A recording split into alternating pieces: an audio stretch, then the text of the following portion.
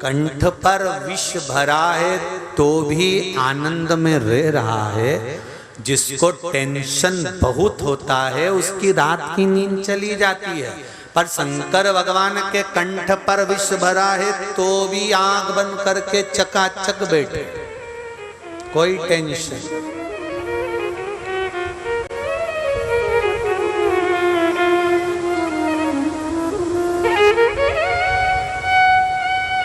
कोई चिंता नहीं।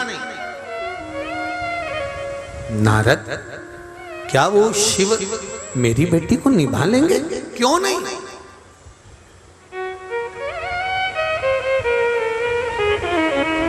सारे देवताओं की लिस्ट निकाल लो। लक्ष्मी जी ने भगवान विष्णु को श्राप दिया था। केवल भगवान विष्णु लक्ष्मी को देखकर हंस दिए थे तैयार होते समय, और नारायण हंसे और लक्ष्मी को क्रोध आ गया। हे नारायण, आप मुझे देखकर हंसे हो घोड़े की तरह। मैं श्राप देती हूं लक्ष्मी कि नारायण तुम मुझे घोड़े की तरह देखकर हंसे हो, इसलिए तुम्हारा गला कटेगा, शीश कटेगा और घोड़े का मुंह लगेगा। भगवान विष्णु का हयग्रीव अवतार हुआ केवल लक्ष्मी के कारण। ब्रह्माणी ब्रह्मा जी को श्राप दे देती हैं, ब्रह्मदेव तुमने मेरा अपमान करा है। यज्ञ करने बैठे मैं तैयार होने गई थी और तुमने दूसरी स्त्री को बिठा लिया। इन ब्राह्मणों के कहने पर गाय के मुख से प्रकट कर कर गायत्री को बिठा लिया। इस पुष्कर राज की भूमि पर तुमने गायत्री को बिठाकर यज्ञ करा है। ब्रह्मदेव, मैं ब्रह्माणी तुमको श्राप देती हूं, पूरी पृथ्वी पर कहीं तुम्हारे मंदिर नहीं बनेंगे। केवल एक पुष्कर में तुमने यज्ञ करा है इसलिए यहां तुम्हारा मंदिर होगा, बाकी के कहीं नहीं होंगे।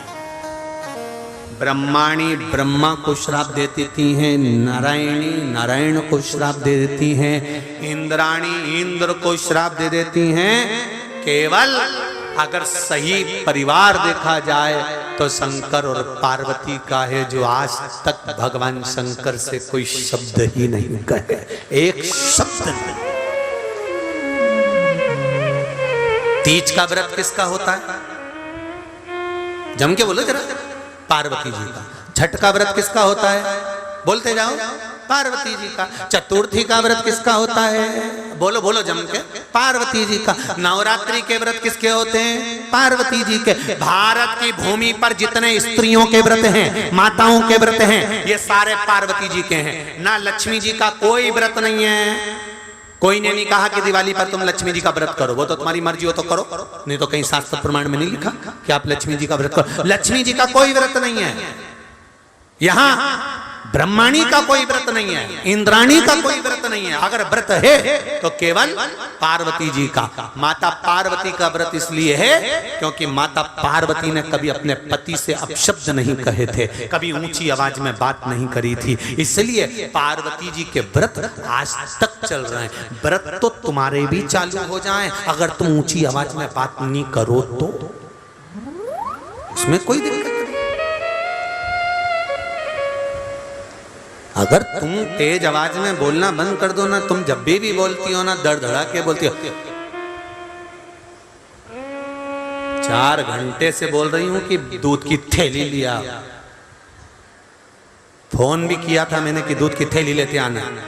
कथा में गए थे, वहीं से सब्जी लेते लेते आ जाते। ऐसी धड़धड़ा के बोली चंद्र घंटा, ऐसी बोली कि भेरू सिंदूर चिपका के बैठ गया। कई मत बोलो। क्या व्रत तो तुम्हारे भी चालू हो जाए, तुम अगर तेज आवाज में नहीं बोलो तो व्रत है।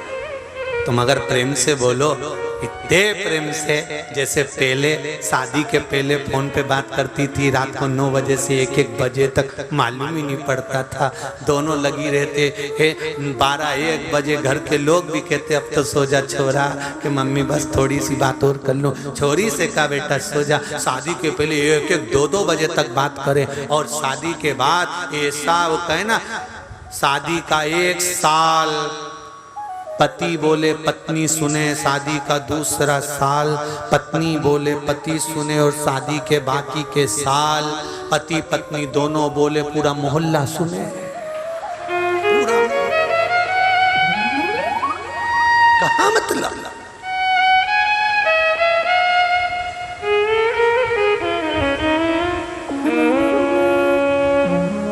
क्या मतलब? आप हृदय से बोलो तो, आप हृदय से दिखाओ तो शिव को, कहो पार्वती मैया से, जब पार्वती जी बड़ी हो जाए तो शंकर जी की आराधना करना। शिवपति के रूप में मिल गए तो जीवन सार्थक हो गया। कहा देव ऋषि नारद ने, शंकर अगर मिल गए तो जीवन में कहीं फिर भटकाव नहीं होगा, कहीं भटक नहीं सकते। आपसे भी निवेदन है, सारी समस्या का हल जरा जम के बोलो, एक लोटा जल। और उस एक लोटे जल की महत्वता को जिस दिन जान गए, उस दिन जीवन आया एक लोटा जल।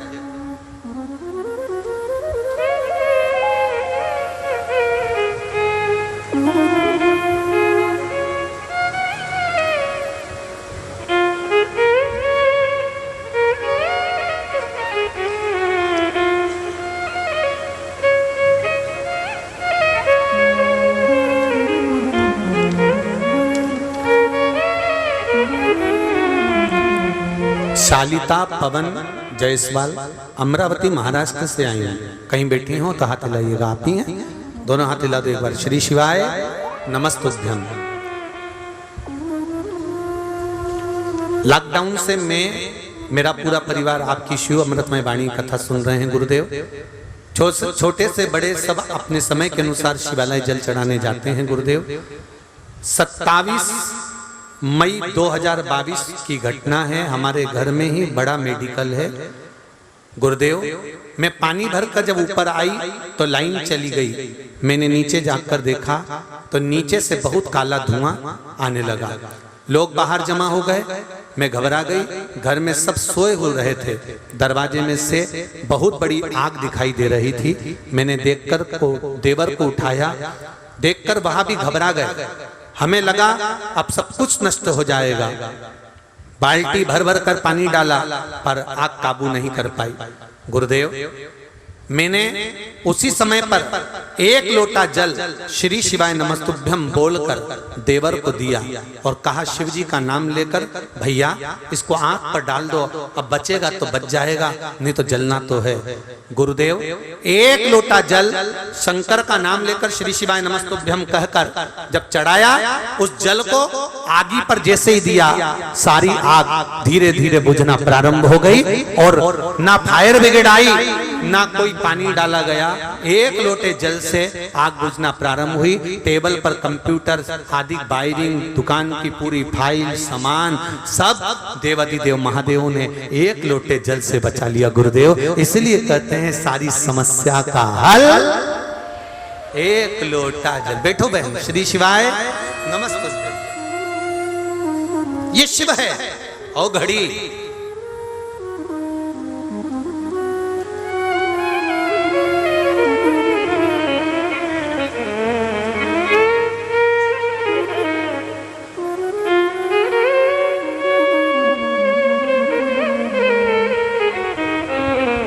एक पत्र और है, देखिए।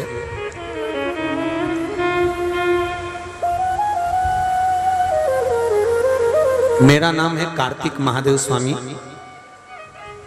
सिरा शाहपुर तहसील ओंडा नागनाथ जिला हिंगोली से हूं मैं। कहीं बैठे हो तो हाथ हिलाइए, जहां भी बैठे हो।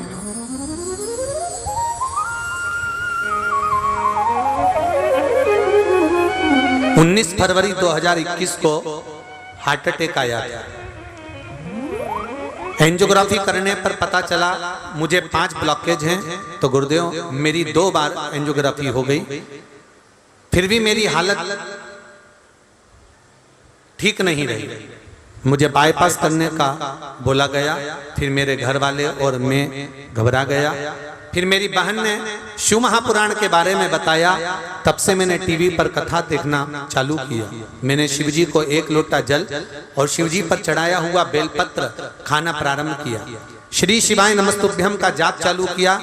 डॉक्टर ने कहा था बाईपास करना ही पड़ेगा क्योंकि 5 ब्लॉकेज हैं, 1 किलोमीटर भी नहीं चल पाओगे और आपकी हालत खराब हो जाएगी। गुरुदेव डॉक्टर ने कहा 1 किलोमीटर भी नहीं चल पाओगे, लेकिन शिव जी की कृपा से ऐसी हुई गुरुदेव बाईपास कराने की जरूरत भी नहीं पड़ी और रोज बाबा की एक बेलपत्र खाता हूँ, जल चढ़ाता हूँ, 5 किलोमीटर रोज घूमने जाता हूँ। दूसरी बार डॉक्टर को दिखाया तो उसने कहा आपके ब्लॉकेज हट गए हैं, अब ऑपरेशन की जरूरत नहीं है। दूसरा लिखा है गुरुदेव, मेरे दोस्त को 28/5/2022 को अचानक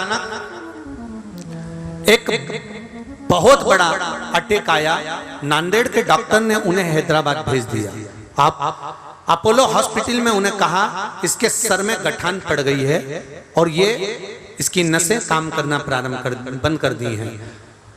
बोलना बंद हो गया, आवाज बंद हो गई, सुध चली गई, दिमाग काम करना बंद कर दिया, बात नहीं कर पा रहे थे, चल नहीं सकते थे। फिर उनकी पत्नी को रुद्राक्ष का एक भाग जो शिव सीहोर से लेकर आए थे कुबेरेश्वर बाबा का, वो रुद्राक्ष दिया, पानी उपाय करने को कहा और उनके कानों में श्री शिवाय नमस्तुभ्यम का जाप करना प्रारंभ करा। गुरुदेव जी, शिव जी की कृपा ऐसी हुई, जब उनका ऑपरेशन के लिए उन्हें ले जाने लगे, दूसरी बार उनके मस्तिष्क की जांच कराई तो डॉक्टर ने कहा अब इनके सिर में गठान नहीं है और ये 3 दिन के अंदर ठीक हो जाएंगे। ये बाबा, ये शिव, ये शंकर। गुरुदेव अब वो थोड़ा थोड़ा चलना प्रारंभ कर दिए हैं, अब उनको होश भी पूरा है और वो 1 महीने के अंदर बाबा की कृपा से पूर्ण स्वस्थ हो जाएंगे। हम कुबेरेश्वर धाम आकर धोख लगाने के लिए आएंगे। ये शिव तत्व है। शंकर को पहचानना जानना बड़ा कठिन है, सारी समस्या का हल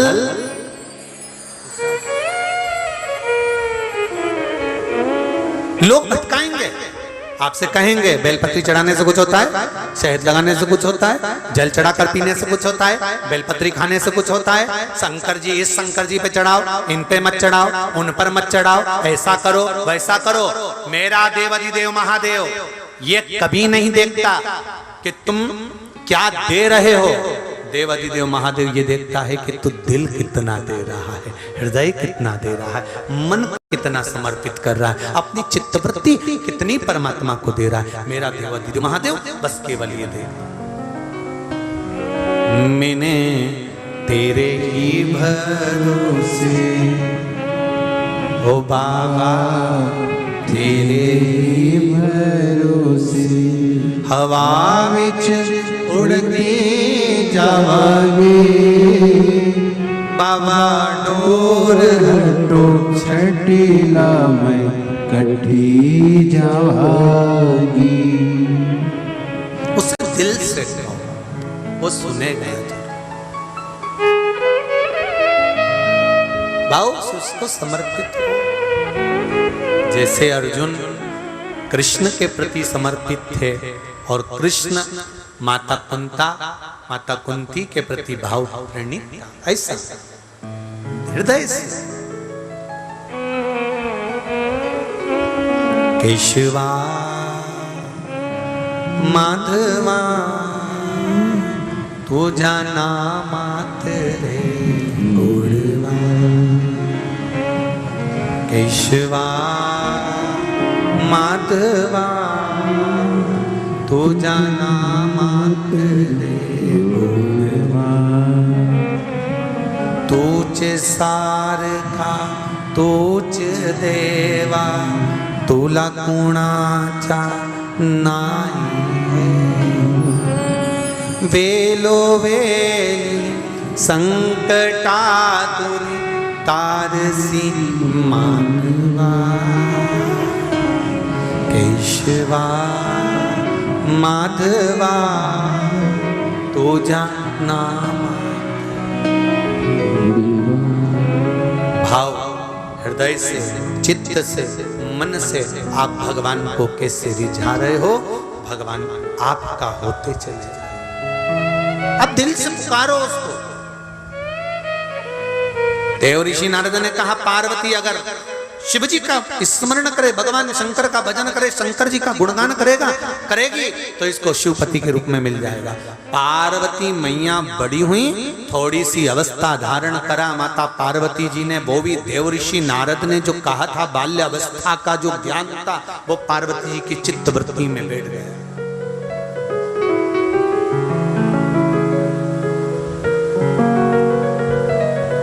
बचपन का ज्ञान शिव तत्व का सुंदर आनंद देता है। जो लिंगायत संप्रदाय के लोग होते हैं, यहाँ हैं लिंगायत संप्रदाय के, अगर लिंगायत संप्रदाय के आए हो तो जरा हाथ हिलाइएगा। कितने लोग बैठे हैं लिंगायत संप्रदाय के? बहुत सारे हैं। रखो रखो रखो, ठीक है। लिंगायत संप्रदाय के जितने भी लोग रहते हैं, इनके यहाँ एक नियम सबसे भारी होता है। उस नियम के लिए पूरी लिंगायत संप्रदाय को मैं नमन करता हूँ। वो नियम इनका इतना भारी होता है कि माँ बच्चे को जन्म देती है, पर जन्म लिए बच्चे को दूध जब तक नहीं पिलाती, जब तक इनके गुरु आकर उसके कान में शंकर का मंत्र नहीं दे देते, तब तक माँ बच्चे को दूध नहीं पिलाती।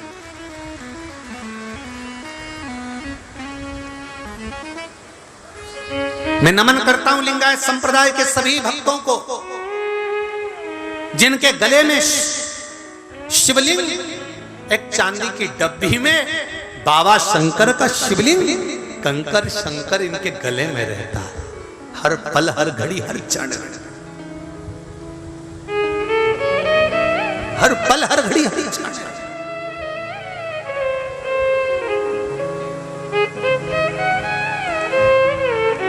माँ अपने बच्चे को दूध ही नहीं पिलाती जब तक कि शंकर का मंत्र इसके कानों में नहीं पड़ जाए। कारण पूछा किसी लिंगायत संप्रदाय के गुरु से, तो कहा माता के गर्भ में था तो पिंड के रूप में था, आया है संसार में तो शंकर इसका भरण पोषण करेंगे, शंकर इसके परवरिश करेंगे।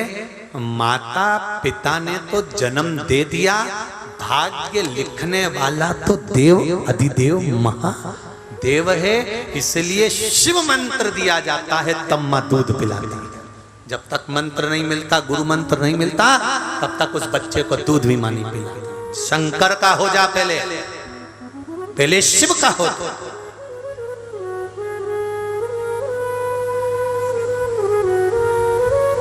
पूरे देश और विदेश में विराजमान लिंगायत संप्रदाय के भक्तों को दंडवत प्रणाम करता हूं। आपका विश्वास, आपकी अटूटता, आपके हृदय की चित्तता, शंकर का गुणगान, उसका भरोसा, दृढ़ता छूटती नहीं।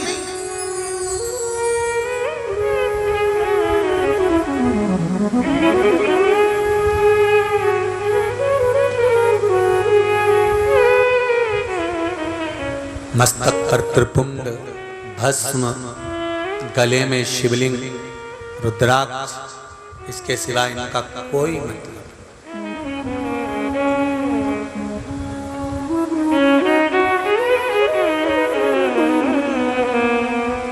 शुरुआत भी शिव है और अंत भी शिव है।